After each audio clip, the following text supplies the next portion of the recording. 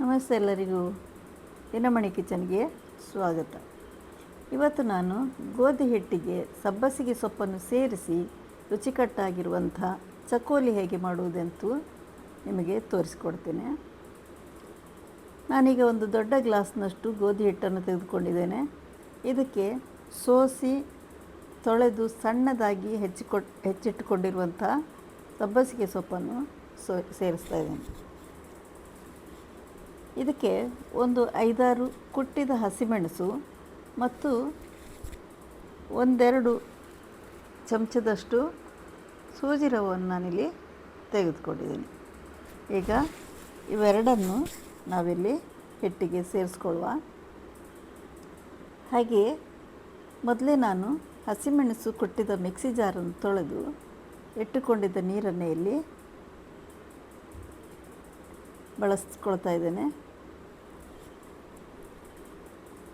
ಇಷ್ಟೇ ನೀರು ನಿಮಗೆ ಸಾಕಾಗೋದಿಲ್ಲ, ಹಿಟ್ಟಿಗೆ ಇನ್ನೊಂದು ಸ್ವಲ್ಪ ನೀರನ್ನು ನೀವು ಹಾಕ್ಕೊಳ್ಬೇಕಾಗ್ತದೆ. ಈಗ ನಾನು ಸ್ವಲ್ಪ ಉಪ್ಪನ್ನು ಇದಕ್ಕೆ ಸೇರಿಸ್ಕೊಳ್ತಾ ಇದ್ದೇನೆ. ಹಾಗೆಯೇ ಸ್ವಲ್ಪ ಎಣ್ಣೆಯನ್ನು ಹಾಕ್ಕೊಳ್ತಿದ್ದೇನೆ. ಇವೆಲ್ಲವನ್ನು ಹಾಕಿದ ಮೇಲೆ ಈ ಮಿಶ್ರಣವನ್ನು ನಾವು ಚೆನ್ನಾಗಿ ನಾದಬೇಕು.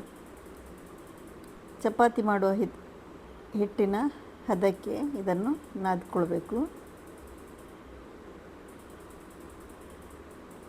ಮಕ್ಕಳು ಸೊಪ್ಪು ತರಕಾರಿ ಎಲ್ಲ ಹೆಚ್ಚು ತಿನ್ನಲಿಕ್ಕೆ ಇಷ್ಟಪಡೋದಿಲ್ಲಲ್ಲ, ಹಾಗಾಗಿ ನೀವು ಜೋಳದ ಹಿಟ್ಟಿಗೋ ಗೋಧಿ ಹಿಟ್ಟಿಗೋ ಹೀಗೆ ಸೊಪ್ಪುಗಳನ್ನು ಹಾಕಿ ರುಚಿಕಟ್ಟಾದ ತಿಂಡಿಯನ್ನು ಮಾಡಿಕೊಡ್ಬೋದು. ಈಗ ನೋಡಿ, ನಾನು ಹದವಾಗಿ ಚಪಾತಿ ಮಾಡಲಿಕ್ಕೆ ಯೋಗ್ಯವಾದ ರೀತಿಯಲ್ಲಿ ಹಿಟ್ಟನ್ನು ನಾದಿ ಇಟ್ಟುಕೊಂಡಿದ್ದೇನೆ. ಇದರಲ್ಲಿ ನಾನು ಈಗ ತುಂಬ ತೆಳ್ಳನೆಯೂ ಅಲ್ಲ, ತುಂಬ ದಪ್ಪನೆಯೂ ಅಲ್ಲ, ಹಾಗೆ ಚಪಾತಿಗಳನ್ನು ಮಾಡ್ತೇನೆ. ಹಿಟ್ಟಿನಲ್ಲಿ ಸೊಪ್ಪು ಇರೋದ್ರಿಂದ ಸ್ವಲ್ಪ ಒಣ ಹಿಟ್ಟನ್ನು ನಾವು ಜಾಸ್ತಿ ಹಚ್ಕೊಳ್ಬೇಕಾಗ್ತದೆ. ಯಾಕಂತಂದರೆ ಇದು ಲಟ್ಟಣಿಗೆಗೆ ಮೆತ್ಕೊಳ್ಳೋದ್ರಿಂದ ನಾವು ಸ್ವಲ್ಪ ಒಣ ಹಿಟ್ಟನ್ನು ಹೆಚ್ಚಾಗಿ ಬಳಸಬೇಕಾಗ್ತದೆ.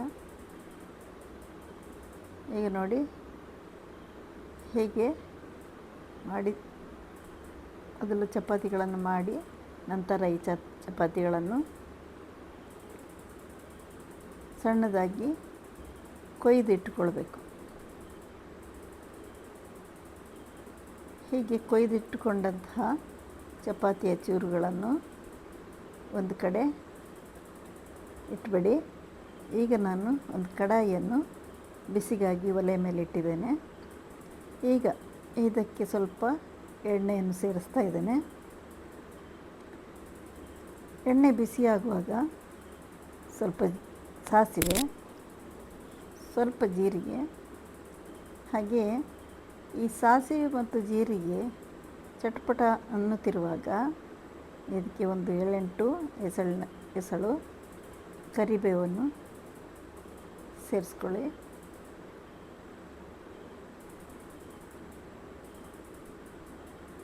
ಹಾಗೆ ಒಂದು ದೊಡ್ಡ ಗಾತ್ರದ ನೀರುಳ್ಳಿಯನ್ನು ನಾನಿಲ್ಲಿ ಹೆಚ್ಚಿಟ್ಕೊಂಡಿದ್ದೇನೆ. ಈಗ ಇದನ್ನು ಕೂಡ ಇಲ್ಲಿ ಸೇರಿಸ್ತಾ ಇದ್ದೇನೆ. ನೀರುಳ್ಳಿ ಕಂದು ಬಣ್ಣಕ್ಕೆ ಬರುವ ತನಕ ನೀವು ಚಮಚವನ್ನು ಆಡಿಸ್ತಾ ಇರಿ. ನೋಡಿ, ಈಗ ನೀರುಳ್ಳಿ ಕಂದು ಬಣ್ಣಕ್ಕೆ ತಿರುಗಿದೆ. ಈಗ ನಾವು ಇದಕ್ಕೆ ಸ್ವಲ್ಪ ಅರಿಶಿಣವನ್ನು ಸೇರಿಸುವ.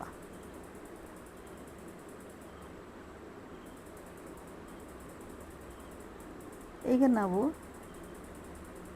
ಒಂದು ದೊಡ್ಡ ಗಾತ್ರದ ಟೊಮೆಟೊವನ್ನು ಇದಕ್ಕೆ ಸೇರಿಸ್ತಾ ಇದ್ದೇನೆ. ಟೊಮೆಟೊವನ್ನು ಸ್ವಲ್ಪ ಮೇಲೆ ಕೆಳಗೆ ಆಡಿಸಿದ ಮೇಲೆ ಇದನ್ನು 1-2 ನಿಮಿಷ ನೀವು ಮುಚ್ಚಿಡಿ. ಟೊಮೆಟೊ ಬೇಗನೆ ಬೇಯುತ್ತದೆ. ನೋಡಿ, ಟೊಮೆಟೊ ಚೆನ್ನಾಗಿ ಬೆಂದಿದೆ. ಈಗ ಇದಕ್ಕೆ ನಾನು ಆವಾಗಲೇ ಹಿಟ್ಟಿಗಾಗಿ 1 ಗ್ಲಾಸನ್ನು ಬಳಸಿದ್ದೆ. ಅದೇ ಗ್ಲಾಸ್ನಲ್ಲಿ ನಾನೀಗ 2 ಗ್ಲಾಸ್ ನೀರನ್ನು ಬಿಸಿ ಮಾಡಿ ಇಟ್ಕೊಂಡಿದ್ದೇನೆ. ಆ ನೀರನ್ನು ನಾನಿಲ್ಲಿ ಹಾಕ್ತಾಯಿದ್ದೇನೆ.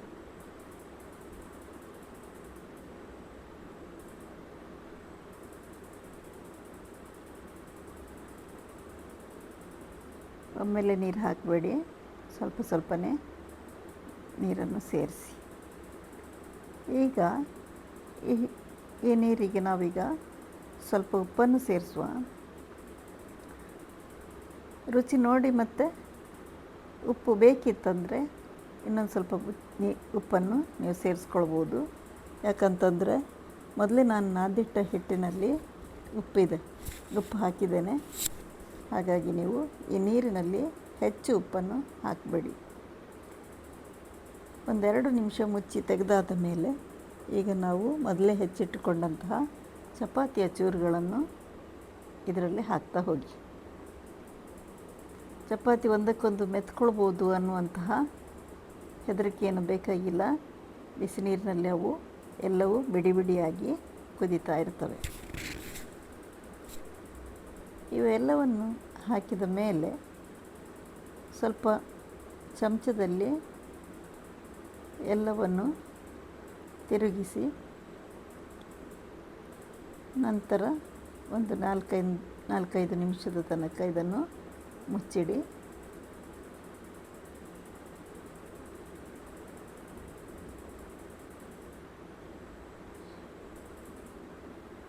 ಐದು ನಿಮಿಷದ ನಂತರ ತೆಗೆದು ನೋಡಿದರೆ ನೀವು ಚಪಾತಿಯ ಚೂರುಗಳು ಚೆನ್ನಾಗಿ ಕುದ್ದಿರುವುದು ಕಂಡುಬರ್ತದೆ. ಈಗ ನಾವು ಮೊದಲೇ ಸ್ವಲ್ಪ ಕೊತ್ತಂಬರಿ ಸೊಪ್ಪನ್ನು ಹಾಕಿದ್ದೆ. ಈಗ ಇನ್ನೊಂದು ಸ್ವಲ್ಪ ಕೊತ್ತಂಬರಿಯನ್ನು ಇಲ್ಲಿ ಸೇರಿಸೋಣ. ಕೊನೆಯದಾಗಿ ನಾವು ಇಲ್ಲಿ ಒಂದು 20 ಗ್ರಾಮ್ನಷ್ಟು ಶೇಂಗಾ ಬೀಜವನ್ನು ಹುರಿದು ಕುಟ್ಟಿಟ್ಟುಕೊಂಡಿದ್ದೆ. ಈ ಶೇಂಗಾ ಬೀಜದ ಪುಡಿಯನ್ನು ಇಲ್ಲಿ ನಾವೀಗ ಸೇರಿಸೋಣ. ಶೇಂಗಾ ಬೀಜದ ಪುಡಿಯನ್ನು ಹಾಕಿದ ಮೇಲೆ ನಾವು ಗ್ಯಾಸನ್ನು ಜಾಸ್ತಿ ಹೊತ್ತು ಇಡಬಾರ್ದು. ಯಾಕೆಂದರೆ ಅದು ಅಡಿ ಹೊತ್ತುವ ಚಾನ್ಸಸ್ಸು ಇರ್ತದೆ.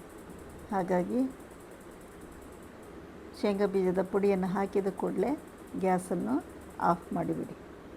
ಈಗ ನೋಡಿ, ಇದು ರುಚಿಕಟ್ಟಾದಂತಹ ಚಕ್ಕೋಲಿ ರೆಡಿಯಾಗಿದೆ.